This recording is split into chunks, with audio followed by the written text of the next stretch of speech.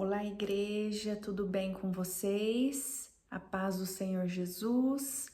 Juntos para mais uma quarta da bênção, né, igreja? Para a honra e glória do nosso Deus. Feliz em estar aqui com vocês, pregando a palavra do nosso Senhor, trazendo a verdade do nosso Senhor para a salvação da sua vida, para a salvação da sua família. Sabe, igreja, não é sobre religião, é sobre Deus. É sobre Deus, igreja. O nosso único Deus, Cristo Jesus, único e suficiente, o nosso Salvador, igreja.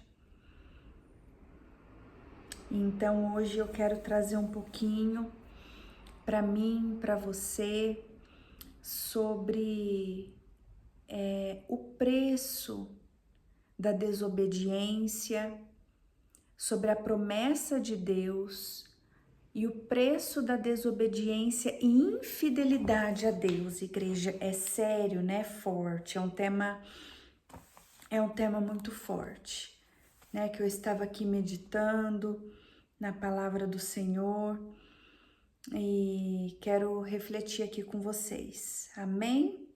Vamos orar? Senhor nosso Deus, nosso Pai, Deus Todo-Poderoso, Deus maravilhoso, Deus fiel, Deus justo, louvado e exaltado é e será para todo sempre, Pai. Glórias a Ti, Senhor, por estarmos aqui para mais uma quarta da bênção, na Sua presença, Pai, na Sua presença. O Senhor está aqui comigo, o Senhor está aqui conosco, Pai. Fala através da minha vida. Usa-me, Senhor, eis-me aqui para transformar vidas, Pai, através da Sua palavra, para edificar vidas, para restauração, Pai.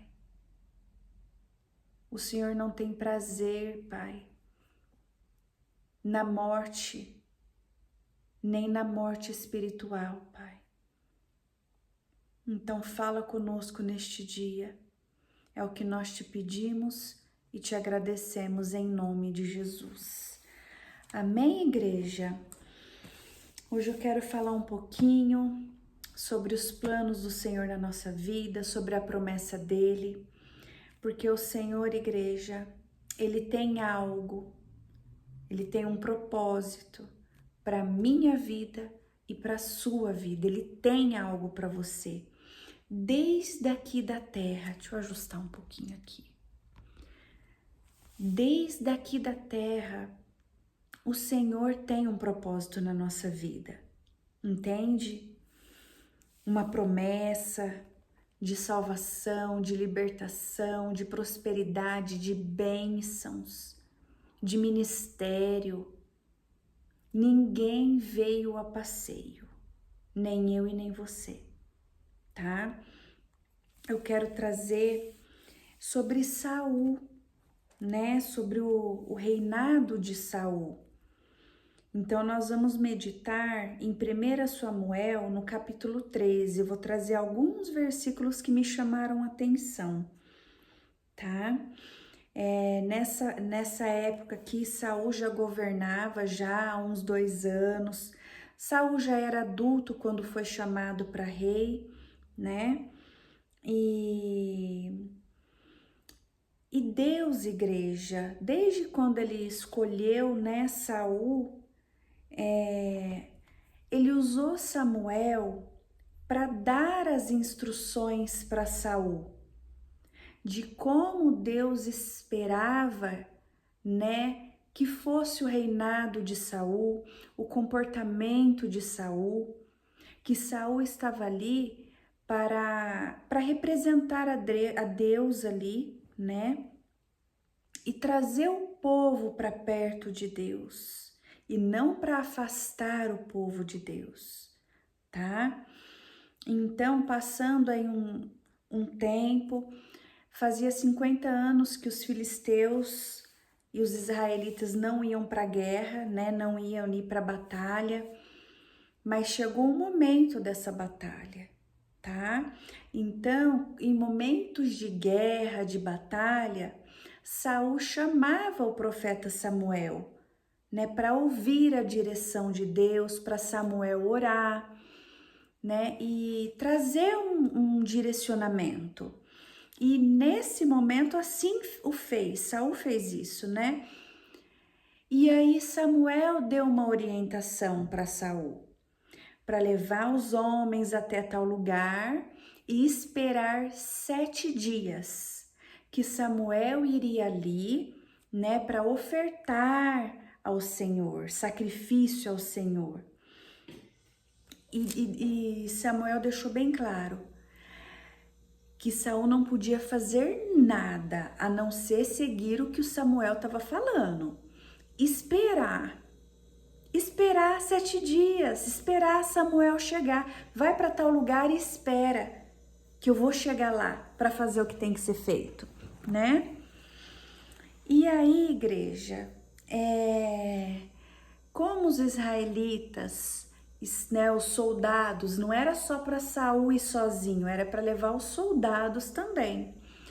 Porém, igreja, ali esperaram 1, 2, 3, 4, 5 dias e nada de Samuel chegar, só que estava dentro do prazo. E os homens, né, os soldados começaram a ficar com medo, enfim, uma confusão, né? Assustados, e começou a fazer pressão na cabeça de Saul. E o que aconteceu? No 7º dia, né? O Samuel ainda não tinha chegado, só que o dia não tinha acabado ainda. Saul simplesmente resolveu, né, ceder às pressões e ele mesmo oferecer sacrifício ao Senhor, tá? Então eu quero ler aqui com vocês agora. Falei um contexto para vocês entenderem, tá? Então ali eu quero ir no 1 Samuel 13, verso 8. Seguindo as instruções de Samuel, Saul esperou, né, os 7 dias. Enfim, até então Samuel não tinha chegado e o povo começou a abandonar Saul e sair dali. Sim, alguns soldados começaram a ir embora, tá? Então Saul disse: traga os animais para o sacrifício, que é completamente queimado para ofertas de paz. Ele ofereceu o sacrifício. E quando estava terminando, Samuel chegou, o profeta Samuel chegou. Saul foi ao encontro dele para o cumprimentar, mas Samuel disse: o que foi que você fez? Saul respondeu: eu percebi que o povo estava me abandonando e indo embora. Você também não veio como havia prometido, ou seja, ele não veio antes, né? Ele chegou ali no dia ali, né? No limite, vamos se dizer. E os filisteus já estavam reunidos em Miquimás. Aí eu pensei, os filisteus vão descer a Gilgal para me atacar. E eu ainda não tentei conseguir a ajuda de Deus, o Senhor. Então achei que tinha de oferecer sacrifício. O que você fez foi uma loucura, respondeu Samuel. Por que, igreja? Porque quem oferece sacrifício ali na época era o profeta, os levitas, e não qualquer pessoa, entendeu? Então, aqui seguindo, você não obedeceu a ordem do Senhor nosso Deus. Olha, presta atenção nisso, igreja. Se tivesse obedecido, ele teria deixado que você e os seus descendentes governassem o povo de Israel para sempre. Mas agora você não continuará a governar. Você desobedeceu ao Senhor e por isso ele vai encontrar um homem, segundo o seu coração, para este povo. E Samuel foi embora. Igreja, quando a gente olha assim, né, somente dentro desse contexto, nossa, mas por um erro, né, não vai governar mais, igreja. Nesses 2 anos já de Saul, ele já estava cometendo pequenas coisas ali que desagradavam a Deus, como por exemplo, tomar uma concubina. Deus deixou claro dentre aquelas instruções, né, que Samuel entregou para Saul, que isso não agradava a Deus, sabe? Entre outras coisas. Então Saul começou a se perder de pouquinho em pouquinho, de pouquinho em pouquinho, até ser algo grande. Ali naquele dia, Deus iria confirmar o reinado de Saul e de sua descendência. Mas ele desobedeceu, ele não foi fiel a Deus. Por que eu digo que ele não foi fiel? Porque ele não confiou. Ele cedeu às pressões emocionais ali, né, do povo. Ele preferiu agradar ao povo do que a Deus, do que a obedecer a Deus. Então, igreja, trazendo para nossa realidade hoje, Deus, ele tem uma promessa para mim, para você. Ele tem restauração. Ele tem o melhor para nós. Porém, se a gente sair da posição e desonrar e não ser fiel a Ele e desobedecer a Ele, igreja, eu digo que a promessa não se cumpre. Não por causa de Deus, por causa da desobediência do ser humano, por causa da ganância do ser humano, por causa do comportamento, por causa do desejo carnal, do orgulho, por falta de ser fiel a Deus. O Senhor muda de plano, sim, como ele mudou aqui com Saul. O momento em que ele iria decretar o reinado próspero de Saul e da sua descendência, ele escolheu outro. Os planos mudaram. Porque Deus, igreja, ele é fiel. Isso aqui não é infidelidade de Deus, ele é fiel. Nós que temos que pensar como eu estou me posicionando com o Senhor. Eu estou influenciando ou estou sendo influenciado? Quem eu tenho sido quando ninguém me vê? Quando eu estou no meu secreto? Quando eu tenho a oportunidade de testemunhar, de pregar a palavra, eu estou sendo fiel a Deus ou não?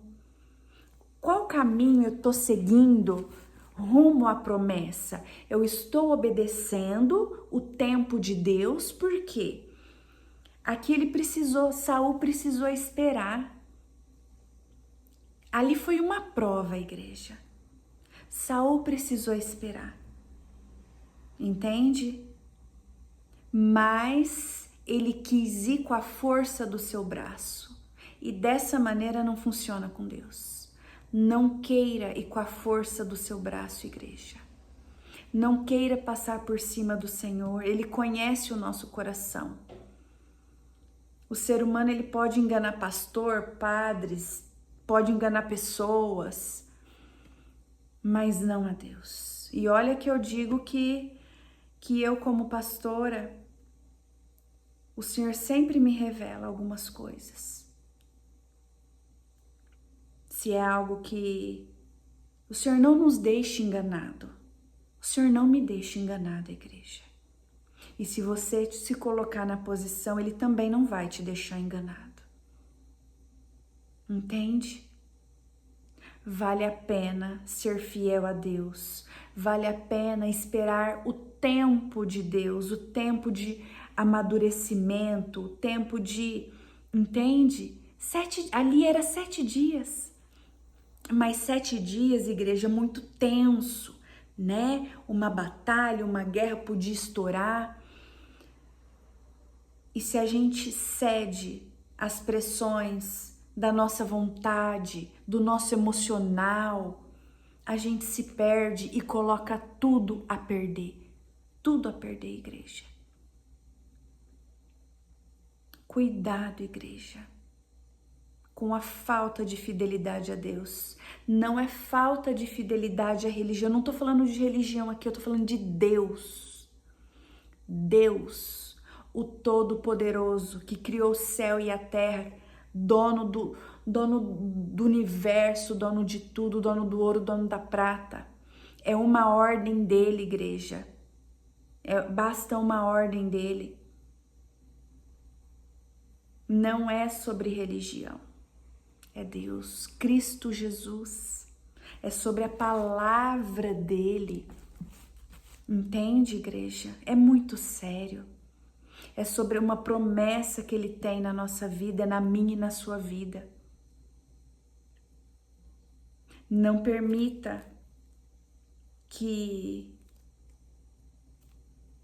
o orgulho, que a sua natureza humana te tire da promessa do Senhor. Entende? Então ali o Senhor já começou. Ele já tinha escolhido outro ali, igreja. Depois, mais pra frente, realmente ele rejeita, né? Por quê? Porque ele conhece o coração. Ele conhece o coração, igreja. Nós não conseguimos enganar o Senhor. Não conseguimos.